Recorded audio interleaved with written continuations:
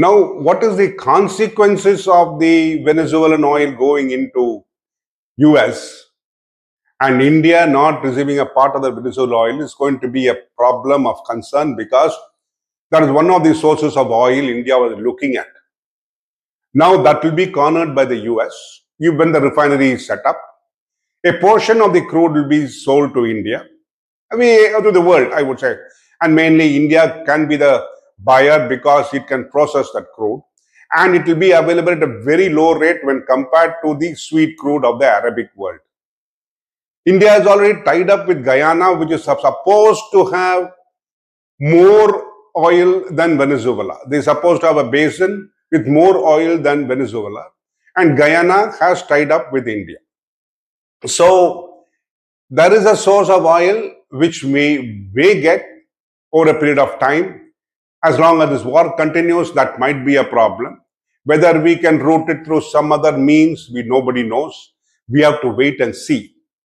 But India, will it benefit from this Venezuelan oil? It's going to depend on the outcome of this war.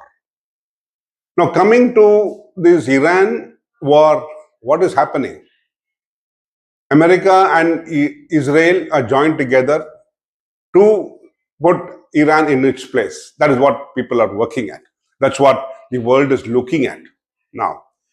The whole Arab nation, especially the rich nations, they have been working together.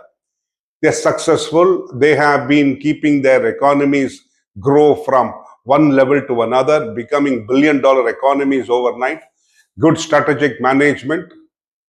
And many governments have given bases to the United States, and which have been protecting them for some time.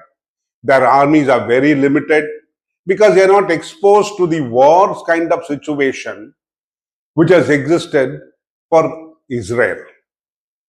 But they also know that they are vulnerable, because Iran has been in the forefront of funding all these terrorist organizations. It has been proved that it is a major funder for Pakistani terrorist organizations, and is a major funder for Hezbollah, and it was a major funder for Hamas, and is still a major funder for Hamas. Now let us view it as India is suffering because of the closure of the Straits of Hormuz. But view it from the point view of Israel.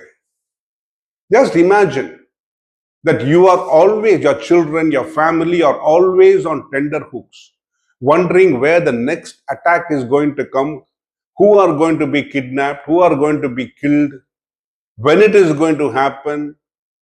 It has happened. Yom Kippur War, it just happened less like that. Now this October 7th, the Hamas attack, it happened just like that. Nobody expected. Everything was going smoothly, peacefully. Everybody was, singing songs and dancing in the world, when all of a sudden Hamas attacked and Gaza was wiped out. Everybody spoke about, oh, poor Palestine. But imagine we talk about Pagalham, we talk about Galwan with China looking down at us. At least we know that we have an army which can protect us from the Chinese. We have only one person working with that. But here you're surrounded by enemies.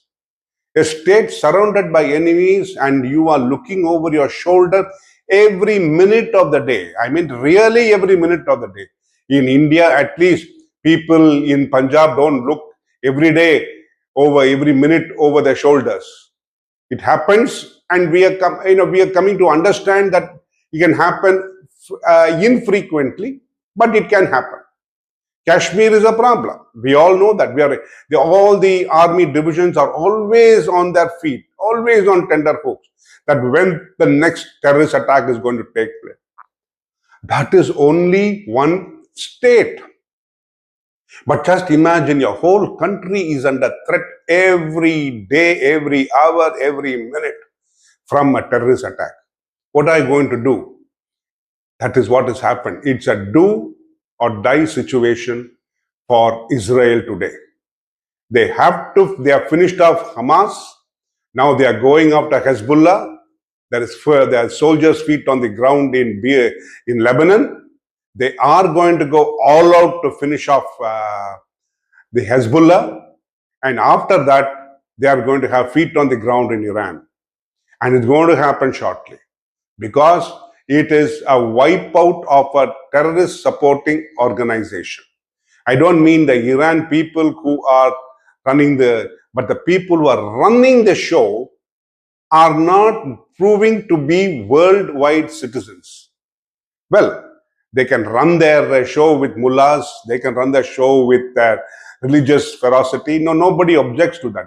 But promoting and provoking people with terrorism is something which hurts the world's intellectualism. It hurts the people who live in the other parts of the world. They feel that it is hurting how long can another country keep quiet? That is the reason Israel went to war with Iran. Now it is pounding day in and day out, it is pounding Iran, and Iran is fleeing. I'm not saying it is fighting a war, it is fleeing. That is what I would say. It is throwing this missile X, Y, and Z places. It does not know whom to direct to because it knows that everybody is out to get this mullah, ridden regime. Unless they get rid of it, terrorism not going to be weakened. I'm not saying it's going to be wiped out, but terrorism is going to be weakened. And one of the major benefits for India would be that Pakistan will be on its knees. Unless you have other countries flowing in arms or backing terrorism. But after Iran, I don't think so anybody will take the risk of backing any more terrorism. It might be the last nail on the coffin of terrorism when Iran is wiped out. This specific, regime is wiped out. It hurts people. We have had a very good relationship with Iran. We started running the Chabar port because it's helpful for them for doing business and for the world to do business. Yeah, we will to export directly to, other places in the world through the Chabar port. But that is economics. But survival and life is also very important. Economics cannot survive without people. You are not going to sell people you can't sell a chair to a table to a car to a chair, to a cycle. You have to sell it to people who use it. And that is economics. But if you are going to create a terrorist base, it is going to be difficult. People did not understand the background of why Israel is going hammer and tongs at Iran, and why the USA is supporting Israel in this endeavor. Because USA may have two gains. A, it tries to destroy its regime because it was bullied out of its country. Pahlavi had to run away. Backed by US, he ran away to the US.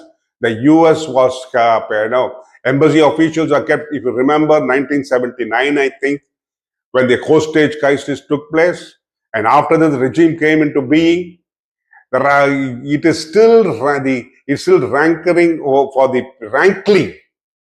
for the people of the US, and they are not going to give in US. They are going to say, no way. Now we have an opportunity, let them hit them hard, or at least let them bring down so much that they will not be able to recover without the support of the world. Without the backing of the world, the old regime cannot exist. But they will not let the old regime exist. They will try to put in a new, softer, easier going regime. They will not touch the core. They may not touch the core.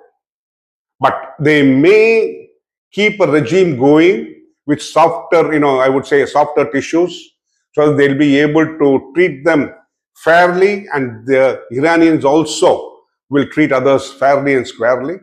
Just like we could get the Saudis to move into a modern trend, they may move Iran into a modern trend. All that may happen. So, on the whole, I would say that,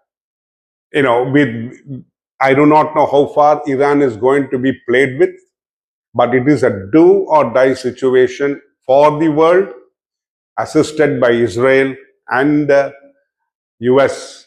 They are going to take, I don't know how far it's going to happen, but they are not going to let it go easily.